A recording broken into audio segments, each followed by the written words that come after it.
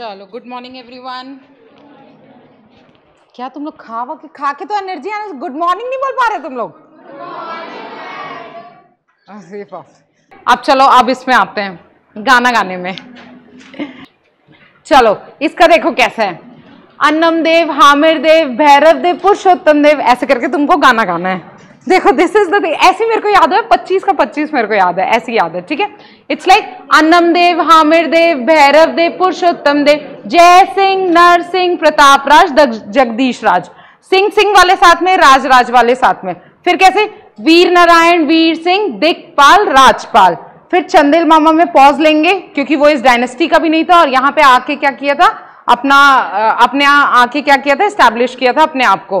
तो चंदेल मामा में पॉज लेंगे। फिर आएगा दलपत देव, अजमेर सिंह, दरिया देव, भूपाल देव, ऐसे करके तो गाना गाना है तुमको, नहीं याद रखो।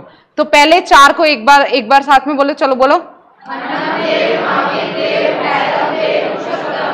बस फिर चार को जय सिंह, नर सिंह, प्रताप राज, जगदीश राज, ये चार हो गए। सिंह सिंह वाले साथ में, राज राज वाले साथ में, ये चार साथ में हो गए। देनो वीर नारायण, वीर सिंह, देखपाल, राजपाल। क्या है? वीर नारायण, वीर सिंह, देखपाल, राजपाल। फिर किस में पॉज लेना अपने को? चंदेल मामा में पॉज ले लेना है, ठीक है। क्योंकि वो यहाँ का था भी नहीं, वो अपनी बहन के पति को मार के, मतलब बहन के पति का क्या बोलते थ्रोन उसको हथियाया था ना, तो वो यहाँ का था भी नहीं, तो इसमें पॉज ले लेना कि राजपाल के बाद कौन आएगा? चंदेल मामा। फिर आता है तुम्हारा दलपत देव, अजमेर सिंह, अरे दलपत देव, अजमेर सिंह, दरिया देव, महिपाल देव। मैं उसको उधर ही लिख देती हूँ ना, एक सेकंड, साथ में ही याद रहे, इतना नहीं आ रहा है। दरिया देव, देन योर भूपाल है कि महिपाल? महिपाल है।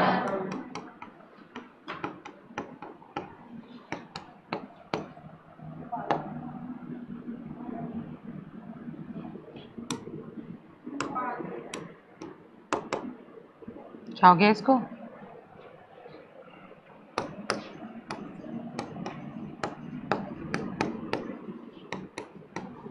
दरिया देव इज योर 1774 से 1777 से, और ये 1800 से 1842, और ये 42 से 53। इसका सबका डेट याद रखना ना। और वो जय सिंह देव वाला जो है उसको हटा दो, वो सब बुक में ऐसे ही लिख के गया हुआ है। तो जय सिंह देव का जो रेन का पीरियड है ना, उसको हटा दो। वो सारे बुक्स में उल्टा पल्टा ही लिख के गया हुआ है। 5 का 5 बुक खगा ली, 5 के 5 बुक में उल्टा पल्टा लिख के गया। वो 1208 याद रखना ना, 1208 जो तुम्हारे दंतेवाड़ा वाला पिलर इंस्क्रिप्शन जा रहा है ना, दैट इज इंपॉर्टेंट, उसको याद रखना 1208 वाला। बाकी जय सिंह देव को हटा दो, ठीक है। हाँ भूपाल देव, उसके बाद भैरम देव को साथ में करेंगे ना, भैरम देव, प्रफुल्ल कुमारी, वो सब, रुद्र प्रताप देव। तो चलो एक साथ पढ़ना है ना, गाना गाना है तुमको। देखो अन्नम देव, हामिर देव, भैरव देव, पुरुषोत्तम देव, जय सिंह, नर सिंह, प्रताप राज, जगदीश राज, वीर नारायण, वीर सिंह, देखपाल, राजपाल, चंदेल मामा। उसमें रुक जाओ। फिर दलपत देव, अजमेर सिंह, दरिया देव, महिपाल देव, भूपाल देव। इसको सबको साथ में, दलपत देव से भूपाल देव तक साथ में, क्योंकि ये सारे मराठा में आ जाते हैं, इसलिए अपन साथ में पढ़ेंगे। चलो 4-4 करके प्लीज, ये रटना ही है। दरिया देव से मतलब अजमेर, दलपत देव से, हाँ दरिया देव से, सॉरी, बट अपन इसको साथ में याद रखेंगे, इतना याद रखो, ठीक है। चलो आ जाओ, क्या है बोलो? फिर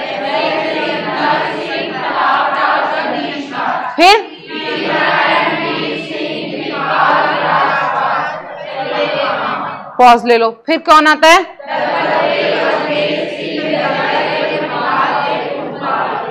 ठीक है, ठीक है, याद रहेगा, याद हो रहा है, नहीं हो रहा है। Vikas is like I already surrendered, वैसा वाला गेम है क्या सरेंडर्ड। थोड़ा सा याद करना है ना, ये याद हो ही जाएगा, गा गा के याद करना, कैसे भी याद करना, याद हो जाएगा। फिर से बोलो, क्या है? फिर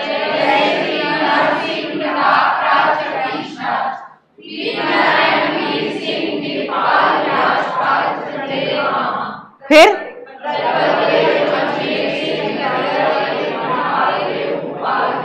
महिपाल देव एंड भूपाल देव। ये तुम्हारे सारे कहाँ तक पहुंच गए? हम मराठास के अंडर तक पहुंच गए। फिर जाता है तुम्हारा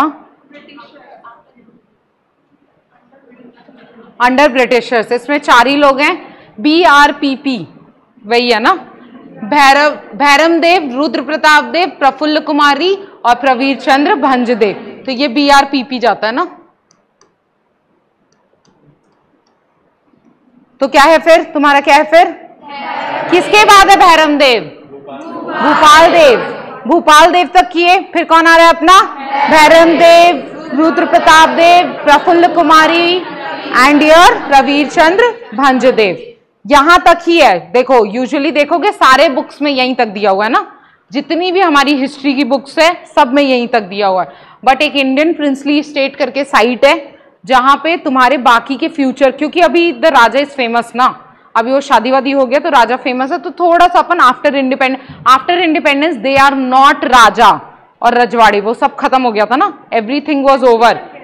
हाँ, इट डजेंट मैटर कि कुछ लोग मेंबर ऑफ पार्लियामेंट्स बने, कुछ लोग होटल बिजनेस शुरू कर लिए, तो यूजुअली ऐसा होता है कि उन लोग राजनीति में ही जाते हैं, but sometimes they establish their own business also, या फिलैंथ्रोपी कर लिए, कुछ भी कर लिया, ऐसा जरूरी नहीं है ना कि MP बनेंगे। ठीक है, अब देखो यहां तक का ही सारे बुक्स में दिया हुआ है, बट जस्ट क्योंकि इस साल history of Bastar is very important तो हम वो वालों को भी करेंगे।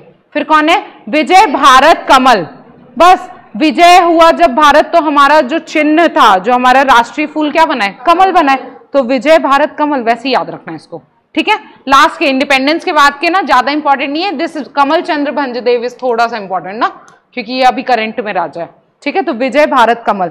तो देखो एक बार पूरा बोलेंगे ना, अन्नम देव, हामिर देव, भैरव देव, पुरुषोत्तम देव, जय सिंह, राज सिंह, राज जगदीश, वीर नारायण, वीर सिंह, दिकपाल, राजपाल, चंदेल मामा।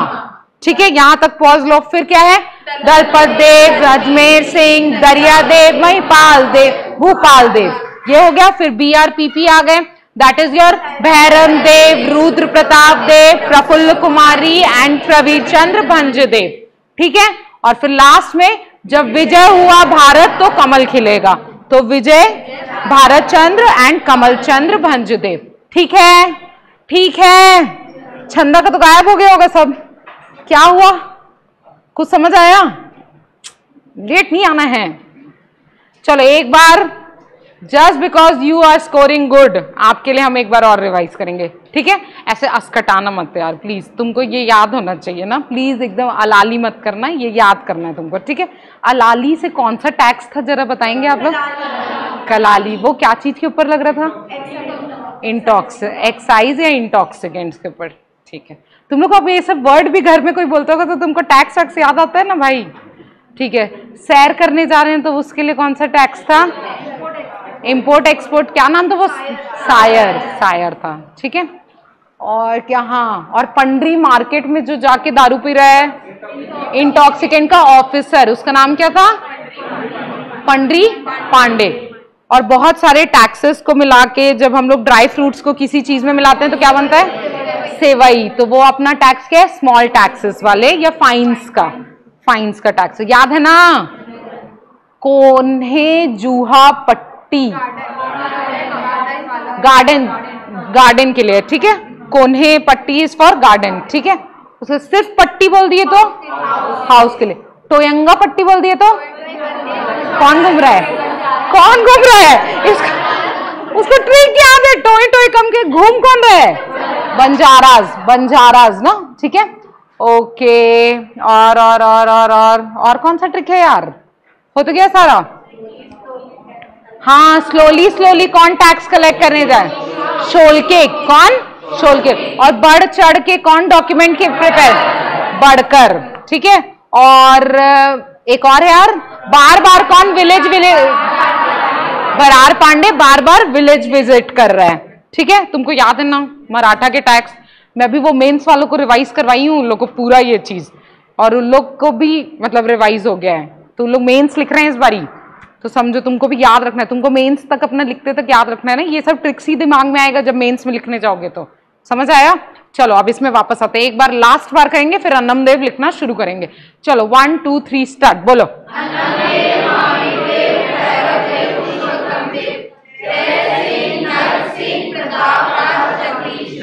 वीर नारायण, वीर सिंह, दिक्पाल, राजपाल, चंदेल मामा। वही तो। चलो फिर नेक्स्ट उसके बाद कौन आता है? दलपत देव, अजमेर सिंह, दरिया देव, महिपाल देव, भूपाल देव। ठीक है, फिर 4 आते हैं, कौन आता है? भैरम देव, रुद्र प्रताप देव, प्रफुल्ल कुमारी, चंद्र भंज देव। फिर लास्ट में क्या है? विजय, भारत एंड योर कमल। विजय, भारत और कमल। जब विजय होगा भारत तो क्या खिलेगा? कमल खिलेगा। वैसे याद है तुमको 25 नाम याद है, थोड़ा भी याद है, 10 भी याद है ना? 10 तो कम से कम। चलो अन्नमदेव लिखना शुरू करो।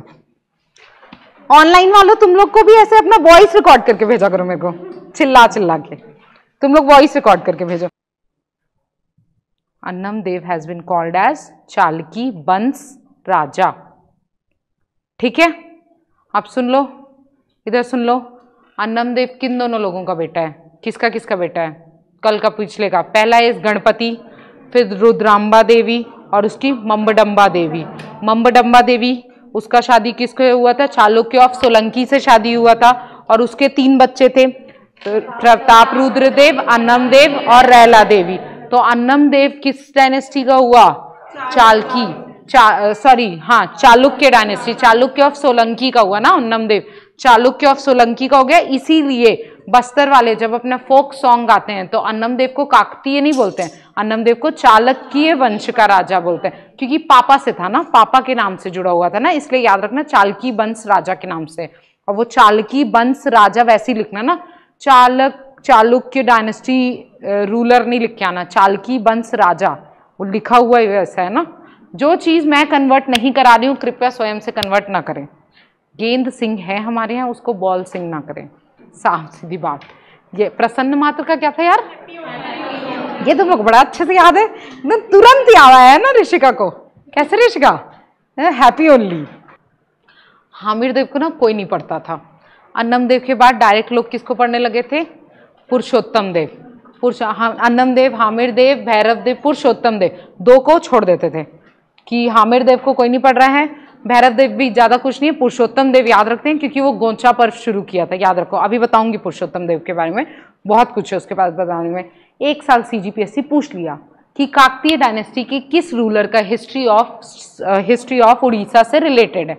उस दिन से सब हामिर देव को पढ़ने लगे, तो अपन किसी को नहीं छोड़ेंगे, साफ सीधी बात। 2-4 जो जय सिंह देव है, नरसिंह देव है, ये लोग सब है ना, इनका सिर्फ वाइफ का नाम पता है, वो भी लिख के जाएंगे कि किसी दिन पूछ दिया तो हमको याद होना चाहिए। ठीक है, नेक्स्ट लिखो। हाँ, the information about Hamir Dev is obtained from history of Orissa. देखो अन्नमदेव की वाइफ इज वेरी इंपॉर्टेंट।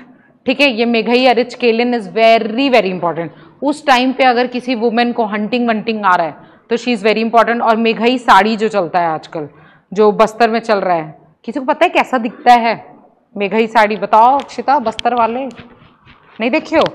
देखते हैं, सर्च करके देखते हैं। मेघई साड़ी इज वेरी इंपॉर्टेंट, तो मेघई अरिच केलिन इज वेरी इंपॉर्टेंट। और दूसरा हमारी जानकी कुंवर इज इंपॉर्टेंट, क्योंकि हमारे लोकल डायनेस्टी मतलब जमींदार ऑफ सुकमा की बेटी थी, इसलिए वो इंपॉर्टेंट है ना। ठीक है, नेक्स्ट। मेघई अरिच केलिन नहीं थी, नहीं वो she was not in administration. उधर जुगराज कुंवर लोग आएंगे, एक बार दिखा देना मेरे को। ठीक है, ओके चलो आओ। पुरुषोत्तम देव, पुरुषोत्तम देव इज 14, कब से कब तक? ये क्या है, लोग 60-60 साल रूल कर रहे हैं। कितना साल है ये? अब देखो पुरुषोत्तम देव ना, जो काकतीय रूलर था, Purushottam Dev was a huge worshipper of Jagannath Swami. किसका बहुत बड़ा वर्शिपर था? जगन्नाथ स्वामी। ठीक है, तो उसको एक बार देखो, ये ना किंवदंती, it's like a folklore type का चीज है, जो कि बुक्स में लिखा हुआ है कि एक बार क्या हुआ था कि रथ यात्रा, पता है, आषाढ़ शुक्ल पक्ष द्वितीय को, ये सब ना जब पढ़ोगे ना कल्चर, उसमें ये याद रखना ना, आषाढ़ क्या होता है, कार्तिक क्या होता है, ये पूरा सीक्वेंस है, हम लोग को वो भी याद करना है ना। कार्तिक, शेष, वैशाख जो भी है उसको याद करना है। सुनो, तो आषाढ़ शुक्ल पक्ष द्वितीय को हमेशा रथ यात्रा निकलता है, वहां जगन्नाथपुरी में भी निकलता है, आपके लोकल टेम्पल्स में भी निकलता होगा। तो उस दिन क्या हुआ था कि ये फोकलोर है ना, इट्स जस्ट अ फोकलोर, कि उस दिन क्या हुआ था कि रथ खिंचा ही नहीं रहा था। तो वहां का जो पुरी का राजा था जिसका नाम था गजपति, राजा का नाम क्या था? गजपति। राजा बोला कि अभी कोई ऐसा भक्त जो है, जो भगवान का भक्त है, वो नहीं पहुंचा है, इसीलिए क्या हो रहा है कि रथ खिंचा नहीं रहा है, ये रथ खिंचा नहीं रहा है। तो उसके बाद पुरुषोत्तम देव जो हैं वो क्रॉल करके और पेट के बल, जैसे पेट के बल क्रॉल नहीं करते हैं पूरा, वैसे क्रॉल करके रथ तक पहुंचे थे पूरा एकदम, क्योंकि he was very much a worshipper of Jagannath Swami, और क्रॉल करके पहुंचे थे। और जब वो हाथ लगाए तो रथ क्या हो गया? खिंचाने लग गया था। तो तब गजपति जो थे वो इनको 16 पहियों वाला रथ इनको भेंट किए थे। पुरी के राजा इनको 16 पहियों वाला रथ भेंट किए थे, और भेंट करने के बाद इनको रथपति का उपाधि दिए थे। फिर ये वहां से सीख के आए कि आषाढ़ शुक्ल पक्ष द्वितीय को इतना अच्छा पर्व बनता है, तो उसी पर्व को, जो रथ यात्रा वाला पर्व था, उसको यहाँ छत्तीसगढ़ में एज अ गोंचा पर्व शुरू करवाए। तो छत्तीसगढ़ में गोंचा पर्व शुरू करने का जो पूरा श्रेय है वो किनको जाता है? पुरुषोत्तम देव को। ये कहानी याद रखना थोड़ा सा, ठीक है, कि ही क्रॉलिंग करके एकदम गए थे और वहां पे रथ खींचे थे। फिर जो रथपति का उपाधि था इनको पुरी का राजा दिया था, और इनको 16 व्हील्स वाला चैरियट, 16 व्हील्स का जो रथ था वो इनको गिफ्ट किया था, और इनको रथपति का उपाधि दिया था। Second and foremost very important thing, कि जो पुरुषोत्तम देव है वो आपका यहाँ छत्तीसगढ़ में मड़ई का भी शुरुआत किया है। मेला आप लोग सब जानते होंगे, मेला आप गए भी होंगे। मड़ई जो है वो प्रॉपर आपका जो जनजाति परिवेश में एक फेस्टिवल होता है, दैट इज मड़ई। और मड़ई हमेशा याद रखना है, यूजुअली आपका क्या होता है कि जब आपका दिवाली के बाद का पोर्शन, दिवाली खत्म होता है ना, उसके बाद जो सारे अपने देवी देवता को मनाने के लिए जो अंगाराज को, अंगादेव करके होते हैं, अंगादेव होते हैं एक ऐसे करके तुम्हारे वुडन में ऐसे करके ना, वुडन 2 होते हैं, इसमें बीच में ऐसे अंगादेव विराजित होते हैं, और यहाँ 4 लोग रहते हैं जिनके ऊपर अंगादेव आए हुए रहते हैं, और उन लोग पूरा ऐसे दौड़ते हैं ना कि तुमको समझ में भी नहीं आएगा, और तुम उनको कंट्रोल भी नहीं कर सकते। तो जब अंगादेव का स्वागत करते हैं तो उस टाइम पे क्या मनाया जाता है? मड़ई मनाया जाता है। और जब ये पूरा मड़ई का जो पूरा फेस्टिवल है, ये भी शुरुआत करने का जो श्रेय जाता है, जो पूरा जाता है, वो किसको जाता है? पुरुषोत्तम देव को। दोनों चीज याद रखना। मैं तुमको ना मड़ई के जो अंगादेव के वीडियोस है ना, वो तुम्हारे ग्रुप में शेयर कर दूंगी। मतलब those videos are very much, मतलब जिन लोग बस्तर दशहरा देखे होंगे, या फॉर यू पेज में भी तुम्हारे बस्तर दशहरा आया होगा, तो तुमको समझ आएगा कि एक वुडन के 2 लकड़ी होते हैं, बीच में अंगादेव विराजित होते हैं, और 4 लोग, उनको कुछ होश नहीं रहता है कि उनके ऊपर अंगादेव आए हुए, और वो लोग पूरा दौड़ते हैं, घूमते हैं, नाचते हैं और पूरा स्वागत करते हैं। दैट इज योर अंगादेव, ठीक है। तो ये भी मड़ई का जो पूरा फेस्टिवल है, ये पूरा फेस्टिवल शुरू करने का श्रेय किसको जाता है? पुरुषोत्तम देव। दूसरा चीज, गोचा पर्व शुरू करने का श्रेय किसको जाता है? पुरुषोत्तम देव। पुरुषोत्तम देव को रथपति का उपाधि कहाँ का राजा दिया था? पुरी का, उड़ीसा नहीं, पुरी का राजा। उस टाइम भी सुवर्णपुर अलग था, पुरी अलग था, सब कुछ अलग था। उड़ीसा नहीं याद रखना ना, पुरी याद रखना, ठीक है। पुरी का राजा, और उसको कितना व्हील्स का चैरियट गिफ्ट किया था? 16 व्हील्स का, ठीक है। इसको ऐसे लिखना ना, शुक्ल पक्ष द्वितीय ऑफ आषाढ़।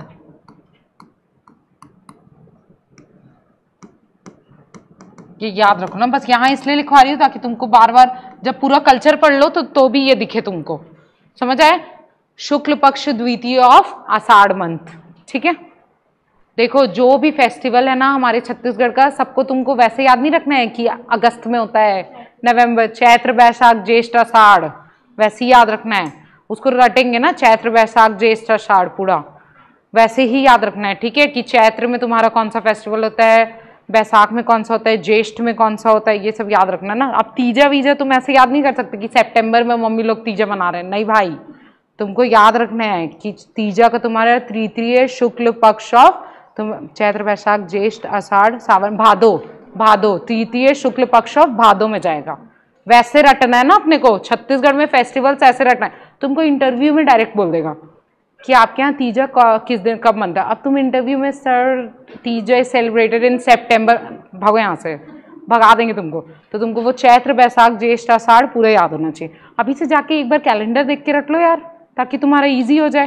कैलेंडर देखना, वो जो पंचांग वाला कैलेंडर सबके घर रहता है ना, किसी के घर भी कोई बोला मेरे घर नहीं है, मैं मारूंगी उसको, ऐसा हो ही नहीं सकता।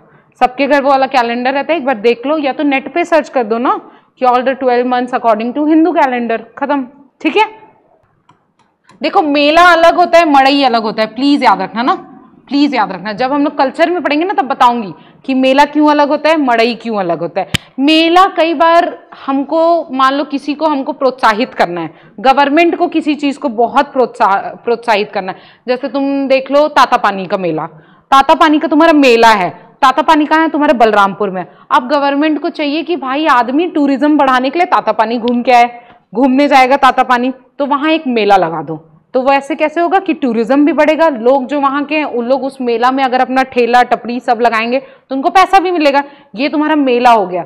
ये मेला तुम्हारे फेस्टिवल के अकॉर्डिंग भी लगता है कि तुम्हारा जैसे बमलेश्वरी माता का टेम्पल है तो नवरात्रि का मेला लग गया वहां पे, कि जब फेस्टिवल चल रहा है तब यहाँ पे लोग आएंगे तो हम मेला लगा देते हैं वैसे। लेकिन मड़ई जो है इसका जो है वो पूरा डेट निकलता है ना, जो तुम्हारे सिरहा गायता लोग होते हैं ना, इन लोग डेट निकालते हैं कि आज ये डेट निकला है, मेरे को अंगादेव बोल के गए हैं कि इस डेट से तुमको मड़ई का ऑर्गेनाइजेशन करना है। उस मड़ई में अंगादेव आते हैं, सारे जितने भी छोटे छोटे परगना के सारे गॉड्स एक जगह आएंगे, उन लोग बात लेंगे, उनका पूजा होगा, उन लोग अपना दरबार लगाएंगे, सही गलत का फैसला करेंगे। और जब वहां पे सारा जो कल्चरल एसिमिलेशन होता है that is called your Madai. ठीक है, mela is far different, Madai is far different. अभी जो मैं पेपर 6 का पेपर चेक कर रही हूँ, मेंस वाले मेला और मड़ई को सेम लिख के गए हैं, तो आपको वो नहीं करना है। आपके नोट्स में सब कुछ रहेगा कि आपको मेला का भी इंपॉर्टेंस बताया जाएगा, मड़ई का भी इंपॉर्टेंस बताया जाएगा। मेला कैसे ऑर्गेनाइज होता है, क्या उसका सीक्वेंस होता है, कैसे एक जगह को आइडेंटिफाई किया जाता है कि आप तातापानी को आइडेंटिफाई कर लिया, आप रामगढ़ का मेला के लिए रामगढ़ को आइडेंटिफाई कर लिए, कि आपको पता है ना कि इस पोर्शन में जैसे वाई तातापानी का मेला जो रहता है आपका वो हमेशा 14 जनवरी के आसपास पे लगता है। 14 जनवरी को आपका क्या होता है यूजुअल, मकर संक्रांति। उधर के साइड के लोगों का, क्योंकि बहुत सारे बिहार झारखंड के लोग वहां पे बसे हुए हैं, तो उधर के सारे लोगों का ये मान्यता है कि मकर संक्रांति के दिन उन लोग तालाब या कहीं पे जाके स्नान करते हैं। जब ये पूरा फेस्टिव चीज बाहर वाले भी आके देखेंगे तो वहां का तो टूरिज्म बढ़ेगा ना। तो ये सब एक पर्पस होता है मेला का। Mela is sometimes religious, sometimes government sponsored, but Madai is not like that. Madai को हमेशा याद रखो कि मड़ई को प्रोटेक्शन गवर्नमेंट का मिलता है, बट जो पूरा जितना भी डिसीजन लेने का पावर होता है वो पूरा किनके पास होता है, जनजातियों के पास। उनके सिरहा गायता जब बोलेंगे तब मड़ई होता है, तब गवर्नमेंट फंड्स देता है और उससे मड़ई का ऑर्गेनाइजेशन होता है। ठीक है, ठीक है, ओके। चलो अब देखो ये जो पोर्शन आ रहा है 1602, लिख लो पहले फिर बताती हूँ।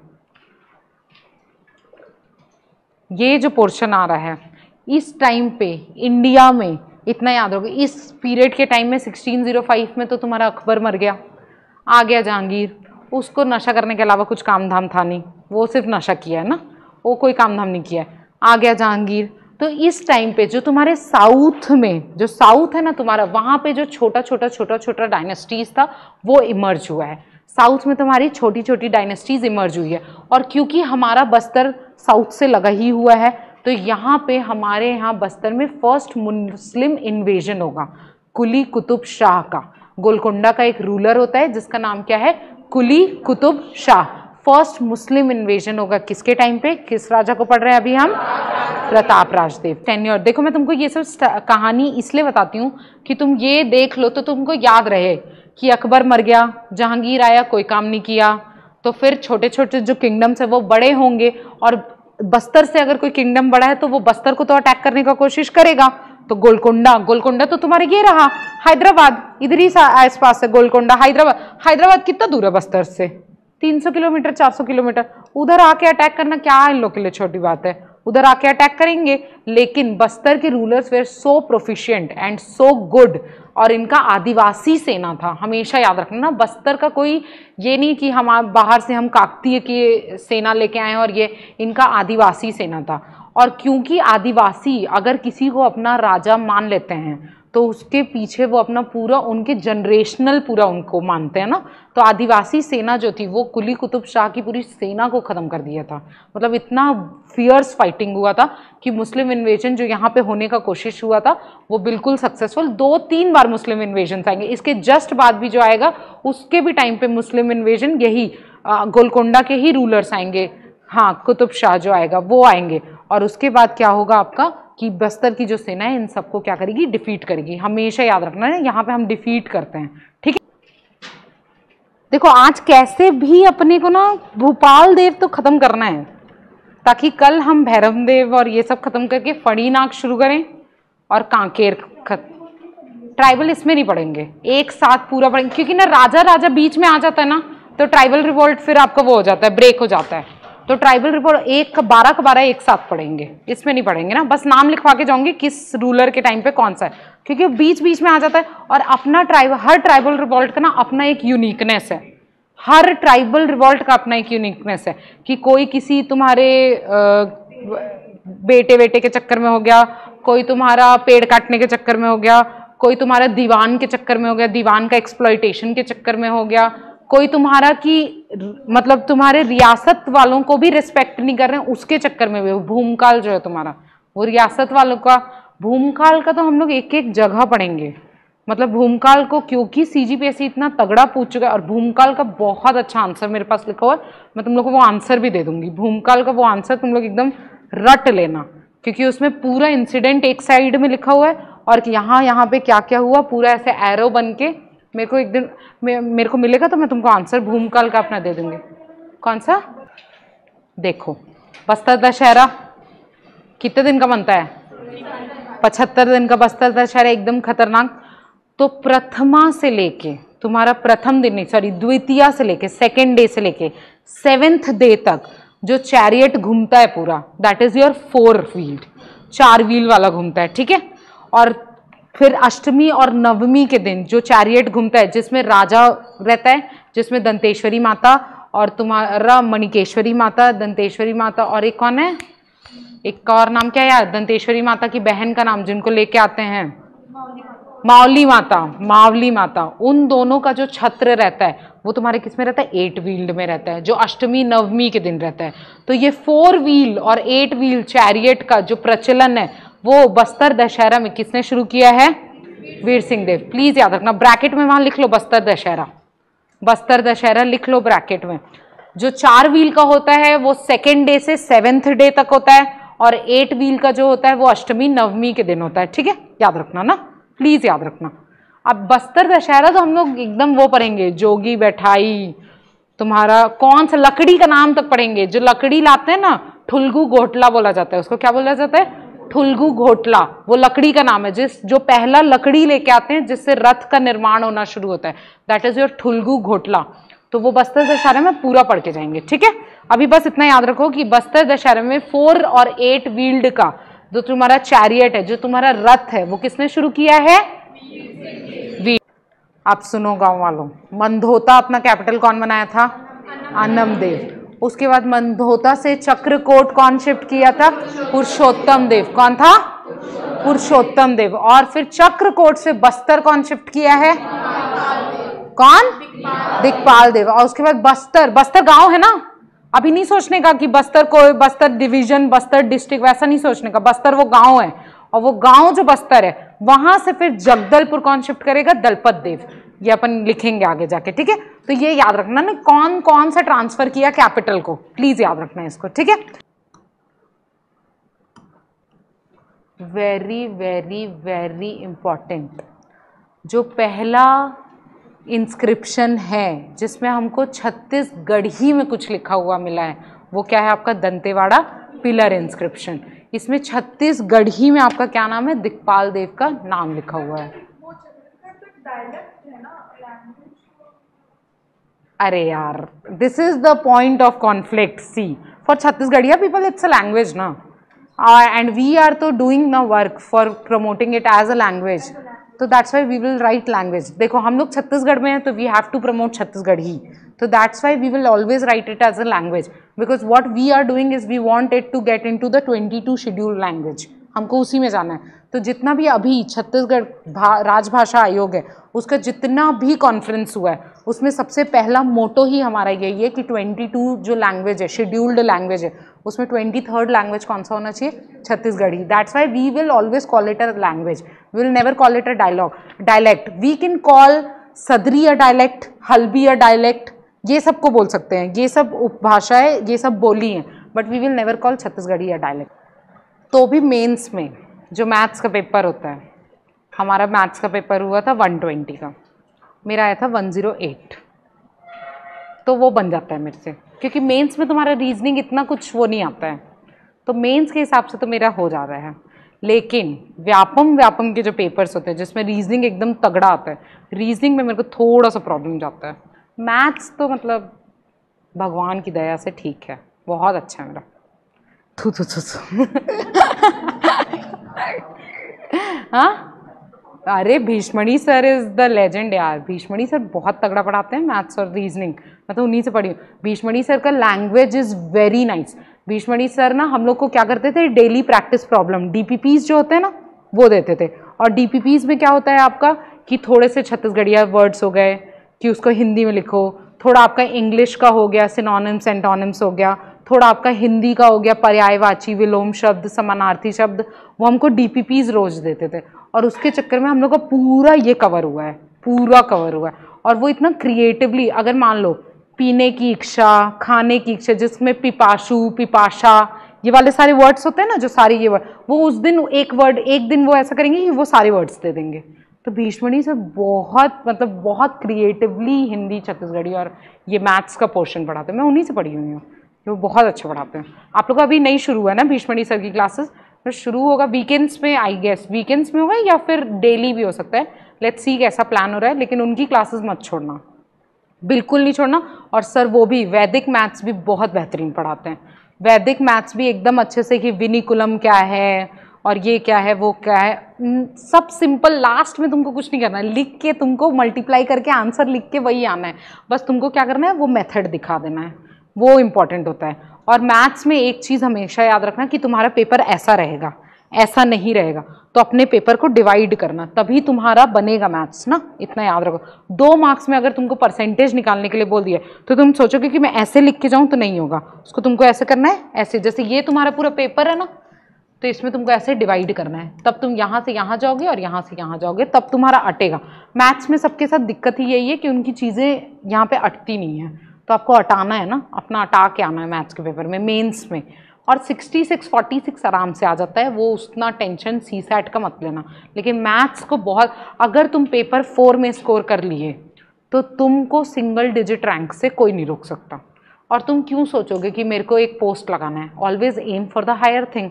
मैं तो तुम लोग को हमेशा बोलती हूँ कि अपन क्या चीज़ के लिए काम कर रहे हैं, रैंक 1, अपन रैंक 1 के लिए काम कर रहे हैं, अपन सिंगल डिजिट के लिए काम कर रहे हैं। तो आपको पेपर 4, पेपर 2 और पेपर 1 ये आपका सिंगल डिजिट रैंक डिसाइड करता है, इतना याद रखो।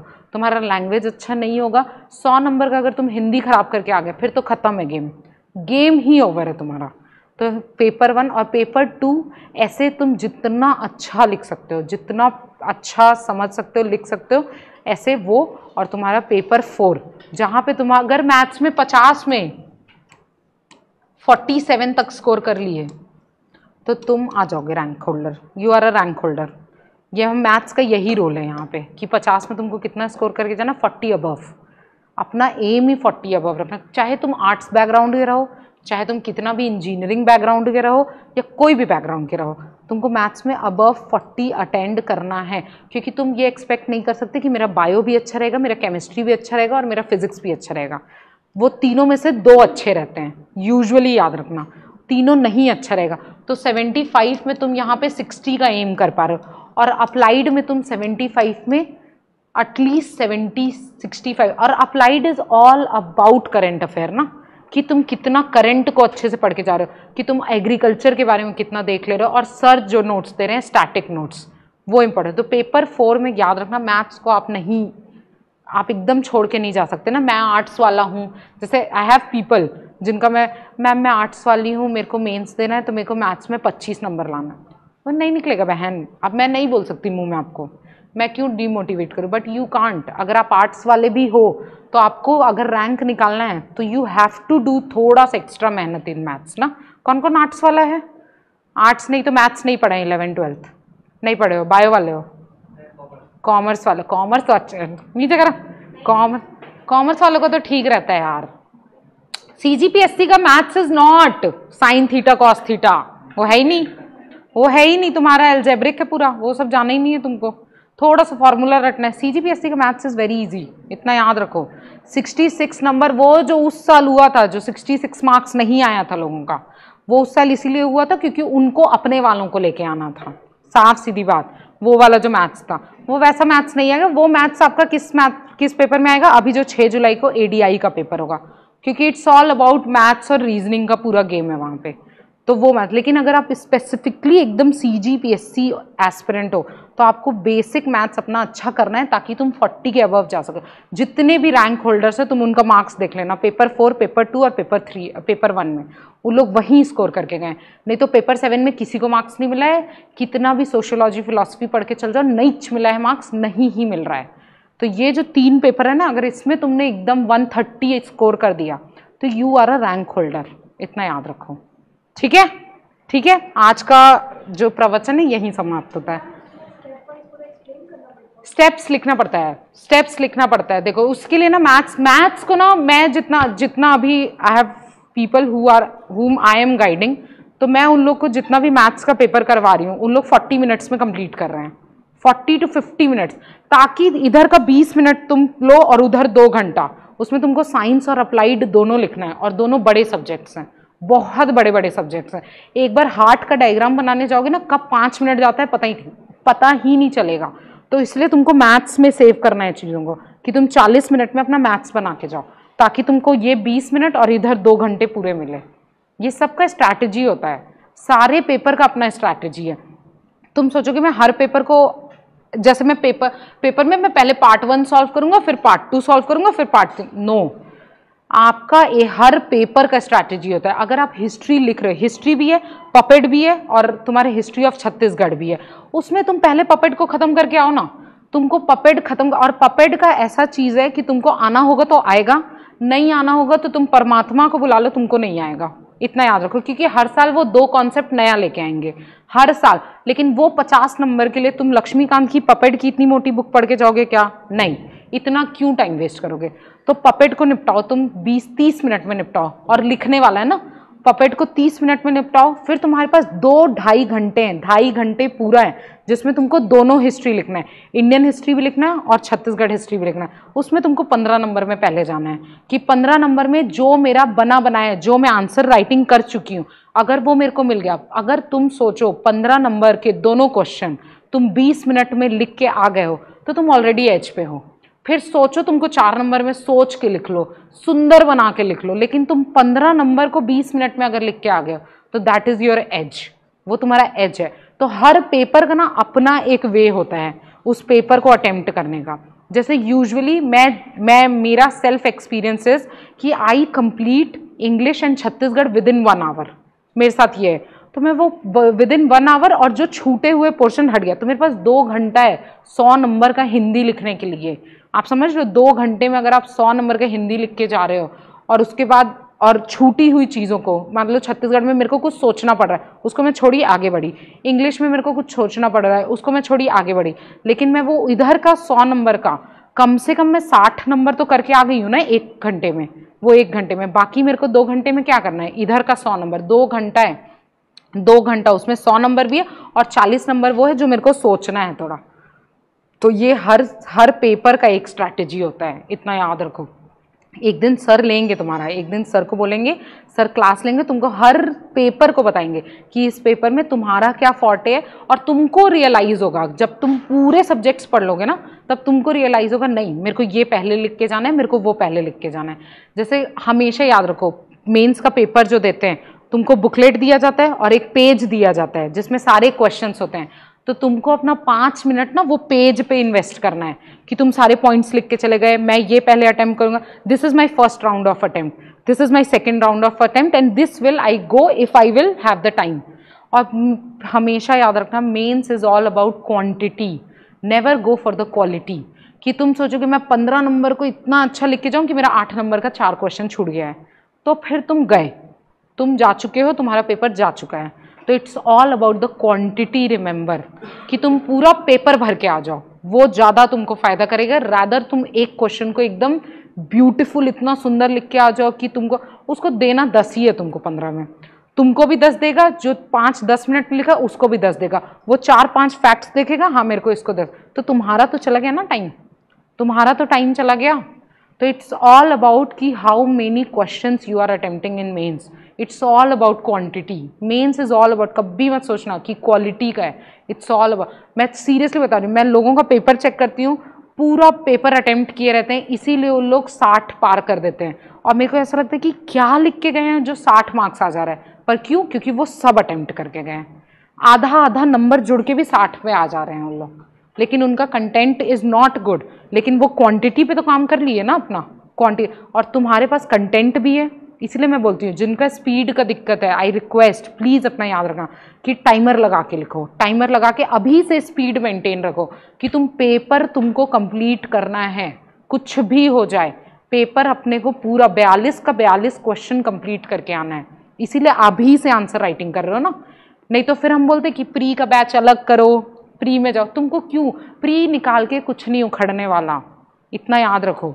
प्री निकाल के आए हो सीजीपीएससी के लिए, सीजीपीएससी करने आए हैं हम व्यापम करने आए नहीं है कि हमको ऑब्जेक्टिव सॉल्व करने आना चाहिए। प्री लोगों का 5-6 बार निकला हुआ है, प्री लोग निकाल के मेंस लिख के इंटरव्यू से 5-6 बार वापस आ चुके हैं, और जब आप 5-6 बार वापस आ जाते हो ना, तो आई हैव सीन पीपल जिनका ईगो बहुत बड़ा है कि वो अपने मेंस में, हम तो सब पढ़ चुके हैं, अब हम अपने मेंस में क्या काम करें? तो लैग ही तो तुम्हारा मेंस कर रहा है क्या? मेंस ही तो लैग कर रहा है क्या? तो तुमको ये सोचना है कि तुम्हारा जिस दिन प्री निकलेगा, ये अपने दिमाग में बैठा लो, उस दिन मेरे को मेंस निकालने से और रैंक होल्ड करने से, शिक्षा शर्मा 4th अटेम्प्ट में फर्स्ट टाइम प्री निकला था, और फर्स्ट टाइम में 5th रैंक लेके आई है। शिक्षा शर्मा इज द एग्जाम्पल कि उसका कभी प्री नहीं निकला था ना, कभी मेंस नहीं दी थी, 5th अटेम्प्ट में प्री निकला है, 4th अटेम्प्ट में प्री निकला है, एंड वो डायरेक्ट रैंक 5 लेके आई है। वाई? बिकॉज हर मेंस वॉज सो स्ट्रांग कि जिस दिन उसका प्री निकलता उस दिन वो मेंस सब फोड़ के आएगी, और वो वैसा की है। तो अपना मेंस को एकदम स्ट्रांग रखना। तुमको ऐसा लगेगा कि मैं इतने आंसर्स क्यों लिख रही हूँ, जिस दिन मेंस में जब तुम बाकी आंसर राइटिंग वालों को देखते रहोगे ना, और देखोगे, मेरे पास भी सब आते हैं कि मेरा ये आंसर नहीं लिखा है, वो आंसर नहीं लिखा है, और तुम्हारे पास जब अप्लाइड का 100, 150, 200 आंसर लिखा हुआ रहेगा, तो तुमको चैन रहेगा जीवन में कि मेरे को बस इसको रटना है और अपना करंट अपडेट करना, और मैं जाके पेपर में बैठ के लिख के आ जाऊंगी, ये कॉन्फिडेंस रहेगा तुम्हारे पास। न्यूज़पेपर सर नहीं बताएं आप लोग पढ़ने का? 2 जून को जब नया बैच आएगा ना, उस दिन सर आपको पूरा डिटेल बताएंगे, न्यूज़पेपर रीडिंग का सब कुछ बताएंगे। सर बताएं ना आप लोग को तो न्यूज़पेपर रीडिंग का हितवाद, और इसको खरीदने भी बोले हैं क्या आप लोग को? हाँ, तो सर 2 जून को जो न्यू बैच है उसमें भी पूरा बताएंगे आपको, ठीक है? चलो, अब कौन सा राजा में थे यार? राजपाल देव। हिज अदर नेम वॉज, देखो कुछ कुछ ना फोकलोर्स में, मैं लिखवा नहीं रही हूँ, बस मैं आपको बता दे रही हूँ। देखो कुछ कुछ फोकलोर्स में क्या बोला जाता है कि मणिकेश्वरी देवी जो है वो दंतेश्वरी माता की मम्मी है, और कुछ कुछ फोकलोर्स में बोला जाता है कि मणिकेश्वरी देवी ही दंतेश्वरी माता है। तो इसलिए मैं नहीं लिखवा रही हूँ, ठीक है? बस इतना याद रखना, या तो मम्मी बोला जाता है कई बार, और कई बार दंतेश्वरी माता को खुद भी बोला जाता है, ठीक है?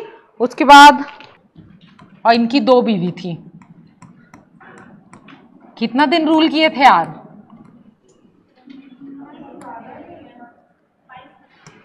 चंदेलिन, और उसके बाद क्या है? बघेलिन। और बीवी लोग का नाम नहीं दिया है ना इनका, ये देखो, ये इनको दोनों के साथ रिश्ता बनाना था, चंदेलिन और बघेलिन दोनों हैं इसके, ठीक है? चंदेलिन से 2 बेटे थे, पहला इज योर दलपत देव, और दूसरा is your Pratap Singh.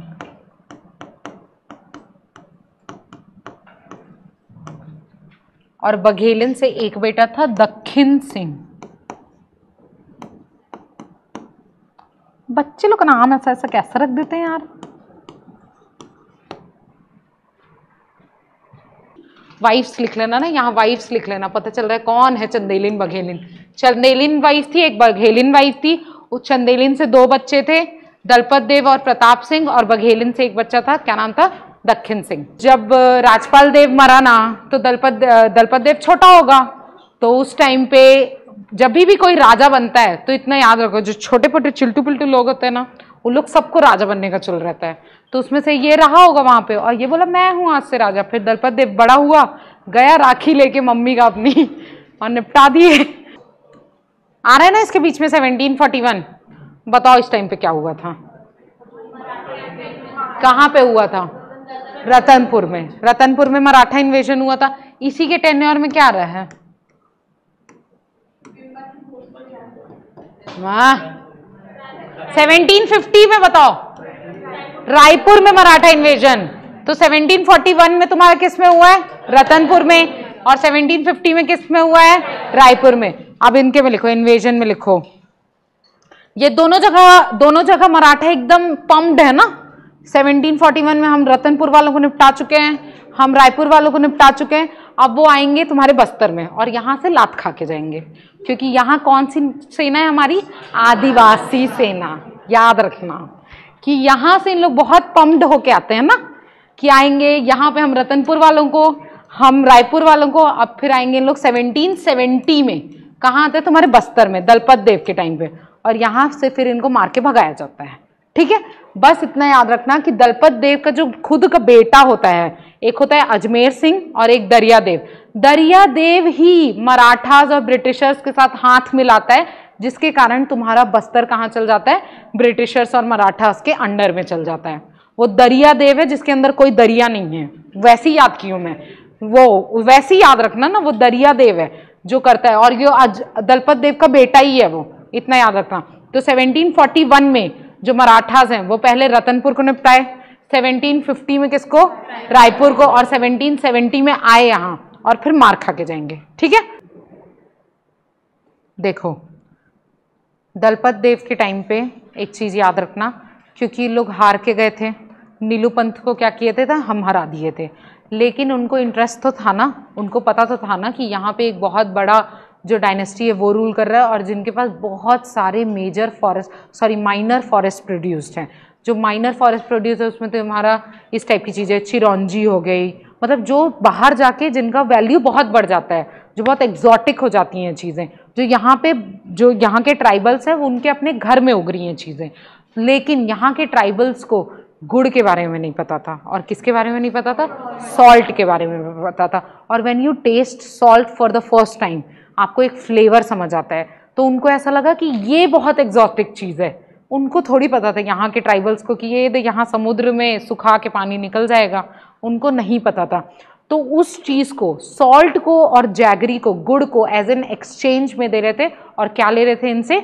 Minor forest produce ले रहे थे। और लेटर जो ये प्रैक्टिस है, जो ये प्रैक्टिस ऐसा शुरू हुआ था, एज अ बार्टर सिस्टम शुरू हुआ था। ये प्रैक्टिस क्या हो गया था? एक्सप्लॉयटेटिव हो गया था। किन के लिए? ट्राइबल्स के लिए।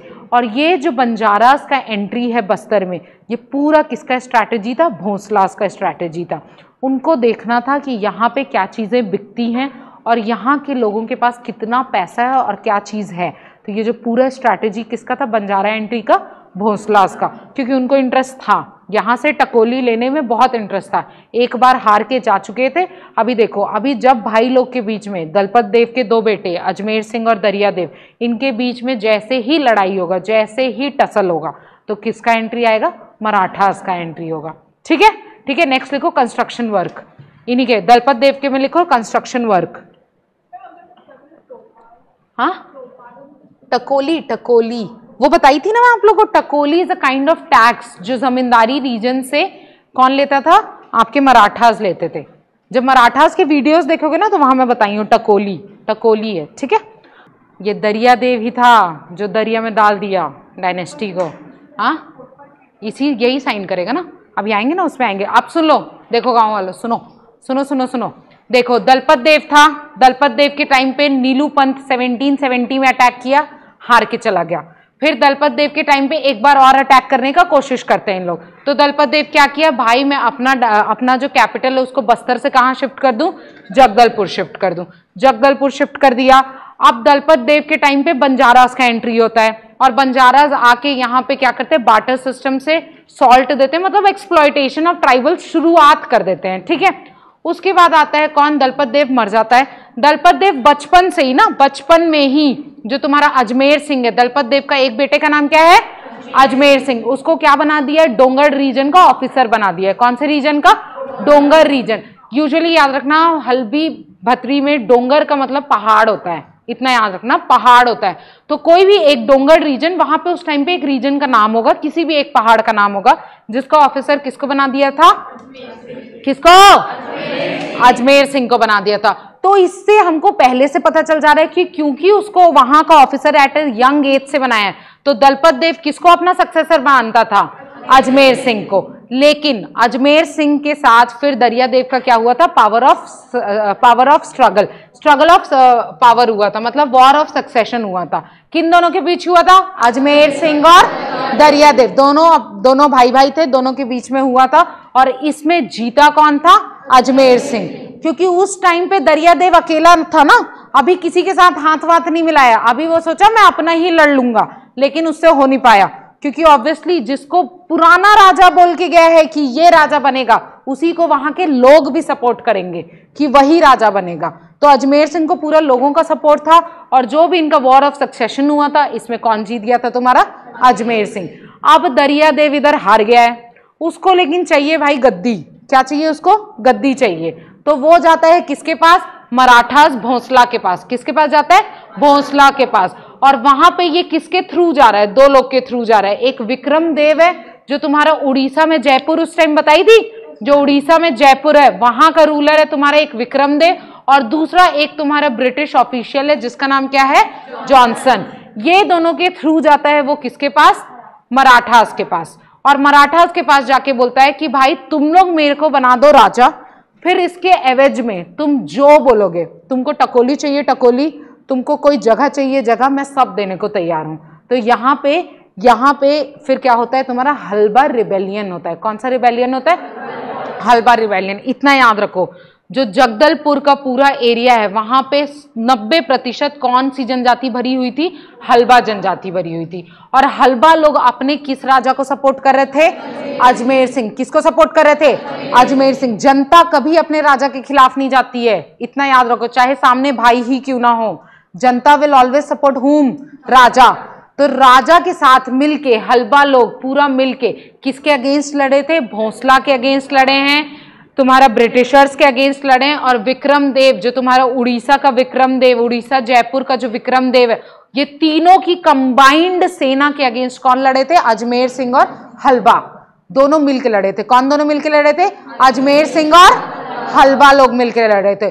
और उनकी इतनी बड़ी कंबाइंड सेना के सामने, जब वो अकेले आया था तो हम लोग निपटाए थे इसको ना, लेकिन अभी वो किसके साथ आ रहा है, पूरी कंबाइंड सेना के साथ, ही इज कमिंग, और वो यहाँ पे लड़ाई कर रहा है। तो बोला जाता है कि उस टाइम पे इतना खतरनाक और इतना फियर्स वॉर हुआ था, इतना फियर्स वॉर हुआ था कि 2 या 4 हलबा लोग भागे थे और अपना जान बचाए थे। तो आज हलबा जनजाति बची हुई है, नहीं तो अगर 100 हलबा जनजाति के लोग थे तो 99 वे डेड।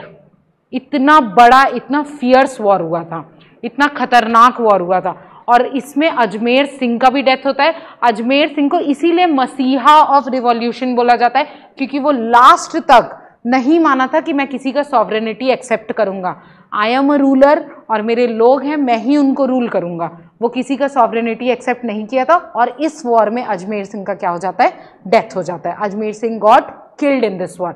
उसके बाद कौन बनता है राजा, जो बोला था दरियादेव। कौन बनेगा, दरियादेव बनेगा। दरियादेव फिर क्या साइन करता है, तुम्हारे ट्रीटी ऑफ कोटपाड, जिसको हम शुरू से पढ़ते हुए आ रहे हैं, आज उसका दिन आ गया है तुम्हारे ट्रीटी ऑफ कोटपाड का।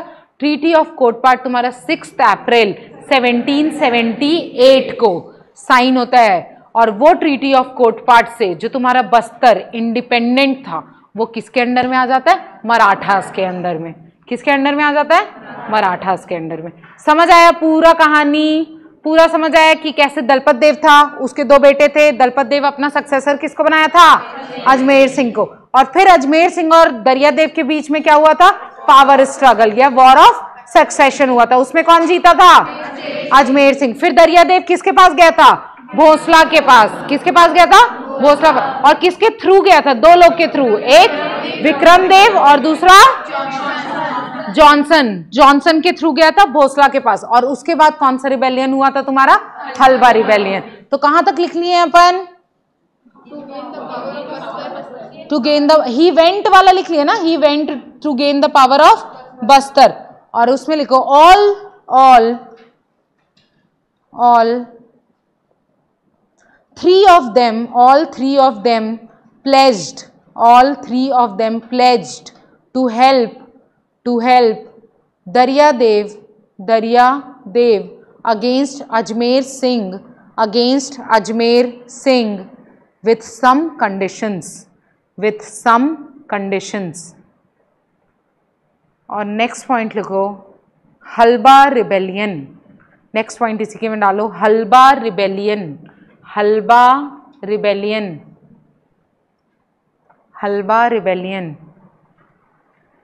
इसमें लिखो as a result of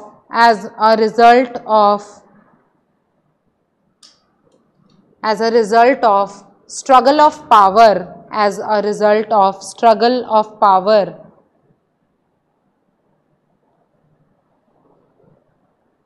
the Halba rebellion started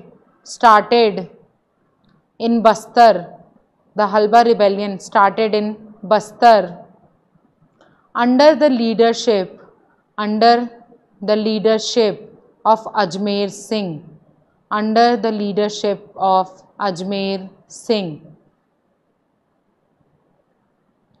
In this rebellion, Ajmer Singh died in 1777 CE, and after this Daryadev sat on the throne of Bastar। ठीक है गांव वालों? ठीक है। नेक्स्ट लिखो नोट लिखो। Halba rebellion of 1774 was the first tribal revolt in Chhattisgarh। ठीक है। अब कल से करेंगे काकतीय अंडर मराठा। मैं इसका लिख के दे दूंगी क्या तुम लोग को? लिख के ले आओगे? नहीं, ऐसी इन लोग को पेपर 7 पार्ट 1 लिखना है ना। ये 4 लोग इसीलिए मना कर रहे हैं। तुम लोग बताओ, लिख के लाओ कि ऐसे बताना है।